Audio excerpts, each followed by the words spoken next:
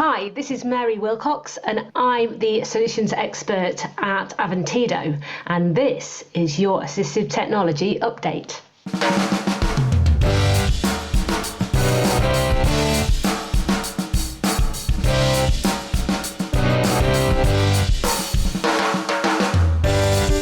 Hello, and welcome to your assistive technology update.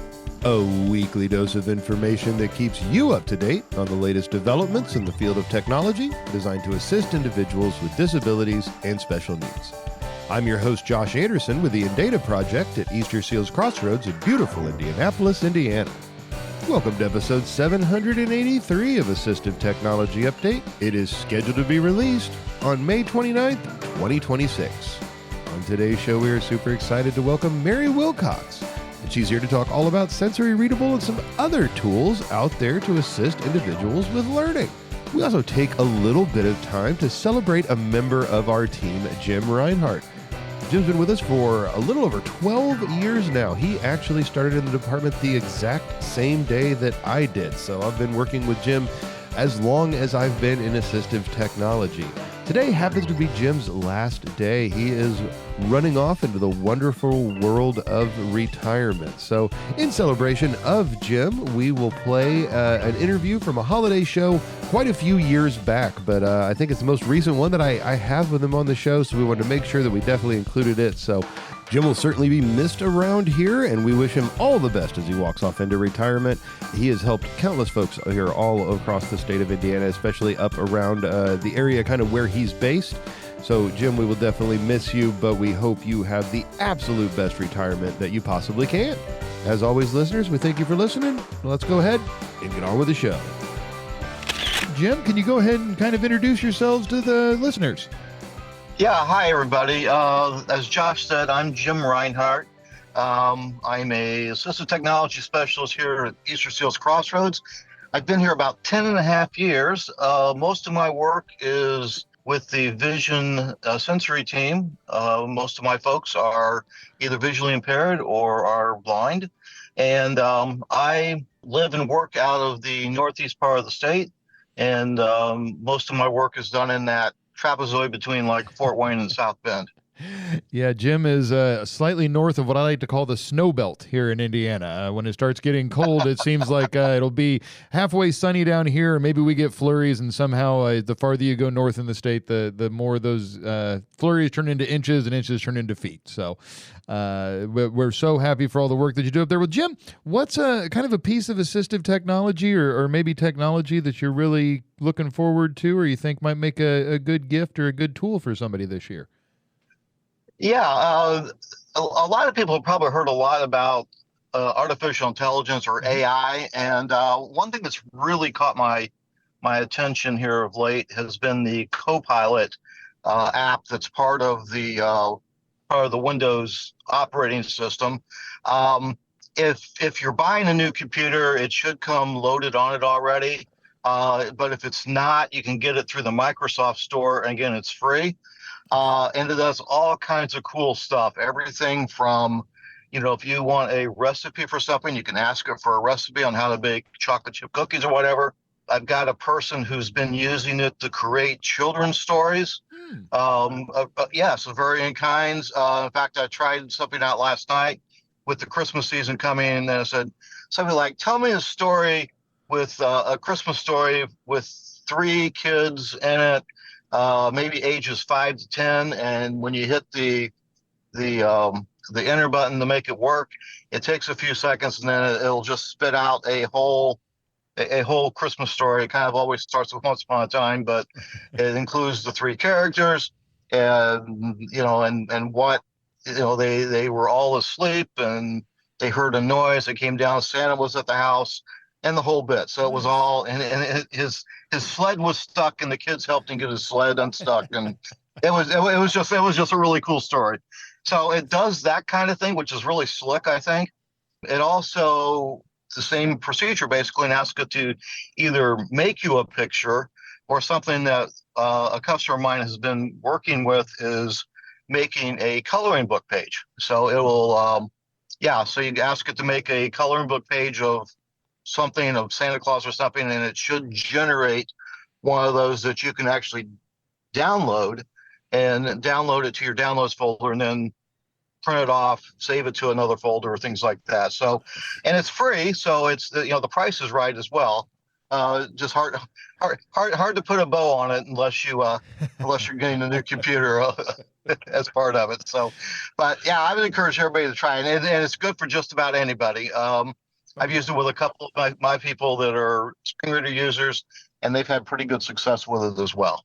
Nice. Awesome. Yeah, I love artificial intelligence and just all the great things it can do for folks with all different kinds of disabilities. Well, Jim, personally, maybe what's something you're looking forward to this holiday season? Oh, well, we got kind of coming up, and we're starting to work on it a little bit. I play trumpet, have since I was 11 years old, and I've got a couple of Christmas programs at different churches that I'm playing in. So that'll be kind of fun. It always is. It's a lot of work, but when it all kind of comes together, and it's just a lot of fun. And of course, like many people, looking for just a little bit of time off through the holidays. But don't tell my boss about that. Your secret is safe with me, Jim. Your secret's safe with me. Hey, thank you so much for coming on the show and talking. And Jim, thank you so much for everything you do for us here every day. You're welcome, Josh. Today, listeners, we welcome Mary Wilcox to the show, and she is here to tell us about Sensory Readable and Sensory Scribe, and I, for one, cannot wait to learn more. Mary, welcome to the show. Thank you. Before we get into talking about the technology, could you tell our listeners a little bit about yourself? Yes, sure. I used to be a primary school teacher for many years, nearly 20 years, and I have worked in assistive technology now for 10 years. And I love the fact that I'm still talking to people who are learners or help learners and people in the workplace. I like how I help people still. Not with teaching content, but helping them access their learning. So that's why I really enjoy my job. And I talk about all kinds of assistive technology every day. Awesome. Well, you will be perfect on this and are just completely made for the podcast then. So Mary, we've had you come on the show today to talk about a couple of different tools, about Sensory Readable and about Sensory Scribe. So I guess, do you want to start off by telling us maybe about Sensory Readable, or maybe even where these tools do come from? Yes, sure.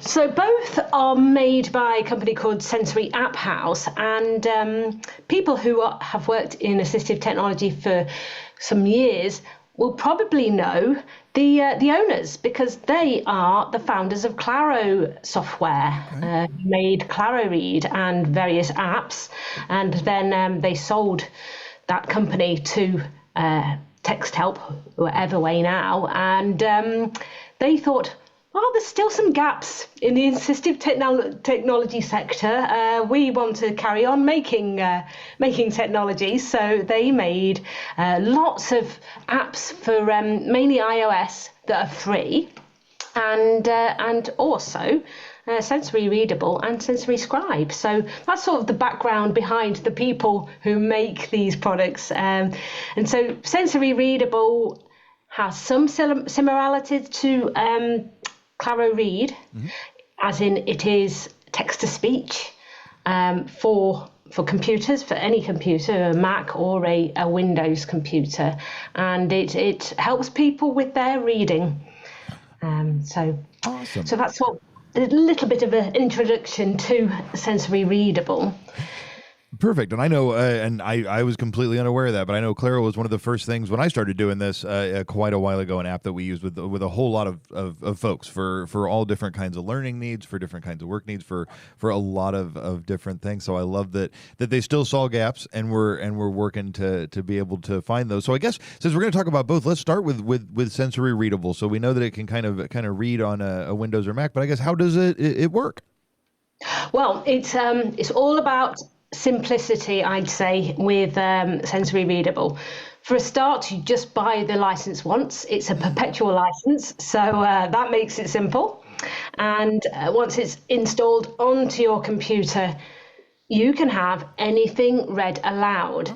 And one of the features I particularly like is you can choose for the hover mode, and that means literally any text you hover over, it will read. You don't need to click listen or draw a box around it or anything. It will read to you and underline the text as it's being read, so you can track the text, which helps with comprehension and relieves the cognitive load because it's showing where the text is. You don't have to try and find it yourself.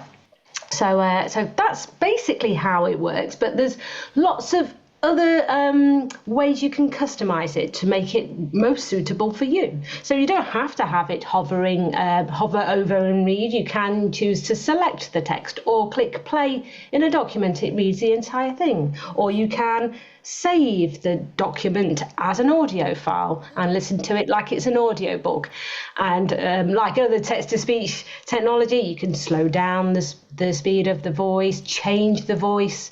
There's various languages as well. And you can also change the way that document looks too. So white backgrounds aren't suitable for many people, especially if you're dyslexic, got eye strain. You can change the background color, the spacing, the font style, so it's more easy to look at. You've got some help also with your own writing, so it will echo back your writing, but also you can use voice typing, so you don't even have to think about how to spell the words or where those letters are on the keyboard. You can talk, it will type, and then it will read it back to you. So it's help not just with the reading side of things, but also the writing and the composition side of things, which means that you can be an independent learner. You've not got to rely on somebody to read for you or write it down for you if you find that really difficult. So that's a general overview of Sensory Readable. Nice. So it gives you a lot of different tools, not just kind of reading back to you, but also able to change the way everything looks, and then actually interact and be able to kind of write the same way. So that's really great. Yes, and it's available on Windows computers and Mac, so you can use either. They have also made some apps like I was mentioning earlier, and at the moment they're free for your iOS and Android phones, so you can use some technology there. There's one that they've released really recently, I'm trying to think what it's called, but it's I've never seen anything work so quickly. I've seen technology where you can take a photograph of some text and get that text read aloud to you. Mm-hmm. But this is literally, you click to take the photograph, it immediately will read that text to you. There's no delay at all. And even handwriting, fairly neat handwriting, but it will do handwriting. Well, yeah, the fairly neat part's always kind of got to be in there, but that's fine. No one can read the messy stuff anyway, with or without technology. No, so. Like a doctor's handwriting or something. That's definitely not going to do it. And Mary, you kind of already said this, but I just want to make sure that we kind of drive it home. So this can read anything on my computer. If I'm in a document, if I'm in a PDF, if I'm on the internet, it can read all that information to me? Yes, and they've made it simple so that usually with text-to-speech, to have something read on the internet, you need to install a browser extension, don't you? But with this, you don't, especially because it's mainly because of the hovering mode. So it's literally wherever your mouse goes, you can read that. So. Very, very cool. Well, awesome. I love it whenever accessible technology is accessible and easy to use. It really, really kind of helps when it makes it a whole lot easier to be able to do that. So then you also mentioned that they have a tool called Sensory Scribe. How does this one work? Now, Sensory Scribe is it's all about reducing the anxiety when it comes to note-taking. Well, I think most people get a bit anxious when they've got to write notes, whether it's a lesson, a lecture, a meeting.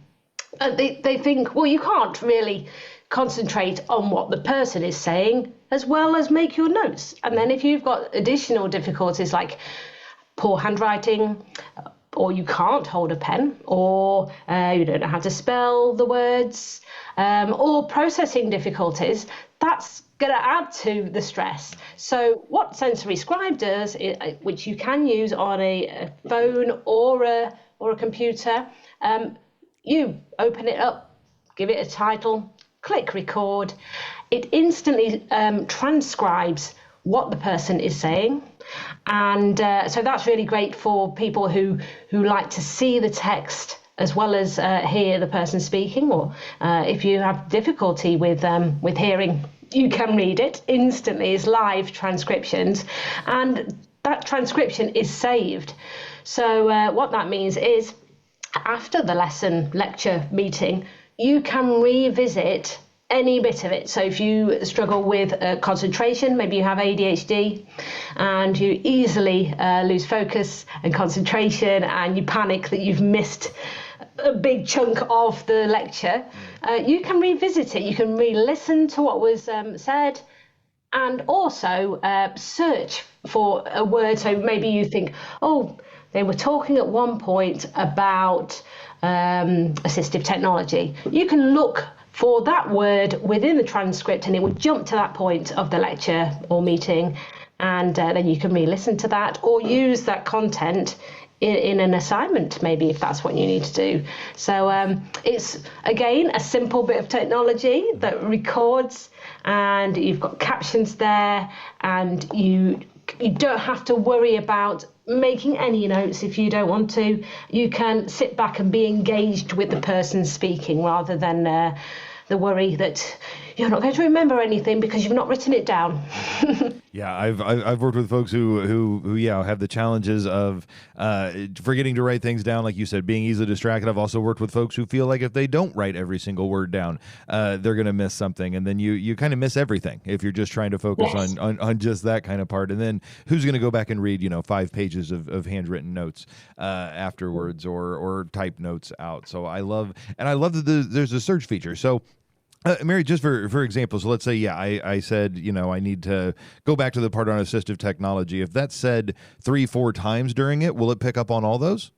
Yes, and you scroll through, like in Microsoft Word, when you search for a word and it will show, there's like 7 different places. Yes, and you just move through the different times. And you can put little markers in. So if you're listening, you think, that's an important point, I want to revisit that. You can put coloured markers in as well. And if there were like slides, lecture slides or anything like that, you can pair up the slides with what's being said. So you just click on a button, and that pairs up what's being said at that point to slide number 1 or slide number 2.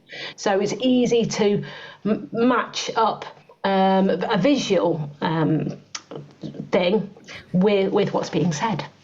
Awesome. Yeah, it gives you those extra tools so that you can use the materials that the teacher, the professor, whoever's kind of doing the training has done, and you can match their words and everything with it. That's absolutely great. I'm sure it's probably pretty easy to then probably pull that information out, make your own notes. If you need to, smaller one, study guides, however you might want to use that information. Yes, you can write. There is a box for you to make some notes if you want to. Mm-hmm. So because some users might be comfortable with making notes, but they just don't want to feel like they're just focusing on note taking all the time. So there is a box, and you can download your notes as well, or add some of the transcription into your notes as well. So even though it's simple, it's very powerful in helping in lots of different ways when it comes to note taking and learning from lectures and lessons and meetings. So definitely. No, it sounds like you can kind of use as much or as little as you want or need for that time. You can kind of just hit record and go. But if you want to do a little bit more, maybe for different classes, or if it's just the way you learn, you can bring in the extra material as well as take some of your own notes also. So I always like when assistive technology allows for that kind of openness, and at least allows folks to learn however they learn, because Lord knows we all don't do it the same way. We certainly don't. And thank goodness there's lots of different types of assistive technology for everyone to choose what works for them. One product doesn't work for everybody, does it? No, it definitely doesn't. I always wish there was that magic bullet, but I guess folks like you and I wouldn't be able to work with the great folks we get to. But it would be nice if there was just one thing that suddenly worked for everybody. But I've never seen anything like that in assistive technology or anything else. So I think we're safe for at least a little while. Mary, you probably have a ton of these. I know you get to work with folks kind of all around. But can you tell me a story about someone's experience with one of these great tools and how it was able to assist them? Yeah, there was someone who they were studying. They were actually at Oxford University, nothing wrong with their intelligence, obviously. But he had ADHD, and he had so much reading to do, of course, and he was really struggling with the focusing on. But he actually wanted it to read even faster than you could speed it up, which is very funny. To me, very fast reading aloud, it makes me stressed. I can't relax if it's really, really, really fast. But then I know that some people, it works really well for them, and saves a lot of time. And I think I heard that people who are blind like very, very fast reading aloud. Yes, I don't know if you heard that. Yeah, I've worked with quite a few folks who maybe we implement technology and they get a screen reader or something, and the first thing they do is go in and turn up that voice so fast that I can't understand what it's even saying. But they're just listening for those keywords, the things that they don't want to hear every darn thing. They're just listening for the things that they want, and they can click and get where they need to be. But I'm just like, well, I guess I'm done helping because I don't understand what it's saying anymore. It might as well be talking in a foreign language I don't understand. So I have definitely known some folks who are blind or severely visually impaired that turn up that voice so fast, but it works for some. So yes, just not for my brain. I can't process that quickly, and it's like that. Have you seen? There's some research in that if you can see one word at a time and it goes through it increasingly more quickly, a lot of people can learn to read more quickly because they don't have to track it with their eyes. It's always in the same place on the screen. It means they can read and process more quickly. It didn't work for me, though. I feel like I would just get anxiety if I even tried to do that because I'd be afraid they'd fashion too fast, or I miss one word, then I'd think about it, and then I'm 7 words behind. So yes. I'm not sure that would work for me. So was he able to turn it up fast enough to be able to really kind of utilize it in the way he wanted? He just had to put up with the fastest speed, which it was still fast, and he was like, "Well, okay, if it doesn't go any faster, I'll have it like that." So, I love it. Mary, you've been doing this for quite a while, so I always like to ask folks that have been in the business for a bit, what really kind of excites you about assistive technology, the way it's going, the tools that are out there? What really kind of gets you excited about assistive technology these days? Because I was a teacher, I really love it when children actually realize that the technology is going to make a big difference. Like the saying, you can take a horse to water, but you can't make it drink. Just like that with assistive technology, if you're trying to tell a child, use this, it's going to help you, that is a hard battle.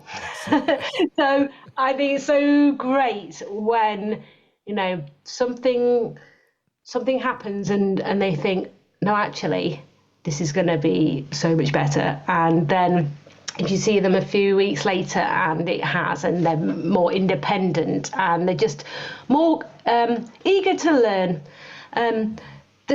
When I was a teacher, that was my main aim. I just wanted the children to want to learn, because once you've got that, you can do it on your own, can't you? So if assistive technology can help that, I think that's really great. So that's what I like when that happens. Oh, definitely. Yeah, and I love how the teacher and the assistive technology professional both kind of come out there.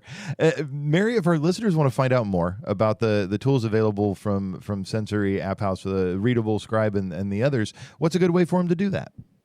I think it's probably because, well, as you probably have guessed, I'm in the UK, and the internet is wonderful. So if you wanted some information and me to, meet with you and give you trials and things like that, you could email me, mary.wilcox@avantiro.com, or you could contact our resellers in the US. We've got Boundless Technologies, Westminster Technologies, and AT Discount. So they are 3 resellers, and they can provide information and what kind of licenses there are, but also get in touch with me through them as well.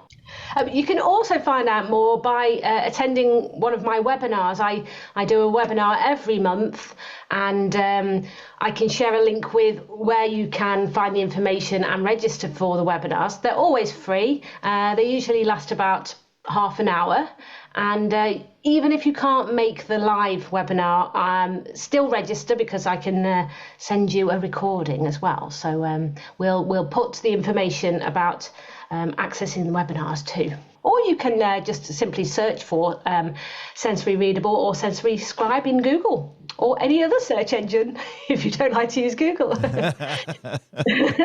Perfect. We will put that information, as well as websites for the resellers here in the U.S., as well as your information down in the show notes, so that folks can easily reach out, learn more, find out more, and maybe try out these tools for themselves, see if they're able to meet the needs that they might have. Well, Mary, thank you so much for coming on the show, for telling us about these great tools and how they can just help people with a lot of different needs.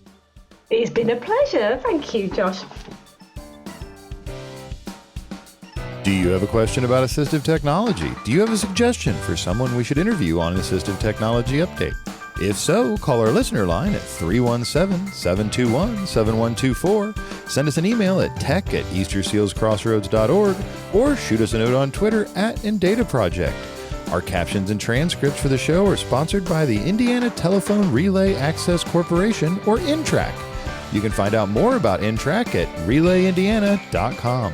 A special thanks to Nicole Prieto for scheduling our amazing guests and making a mess of my schedule. Today's show was produced, edited, hosted, and fraud over by yours truly. The opinions expressed by our guests are their own and may or may not reflect those of the InData Project, Easter Seals Crossroads, our supporting partners, or this host. This was your Assistive Technology Update. I'm Josh Anderson with the InData Project at Easter Seals Crossroads in beautiful Indianapolis, Indiana. We look forward to seeing you next time. Bye-bye.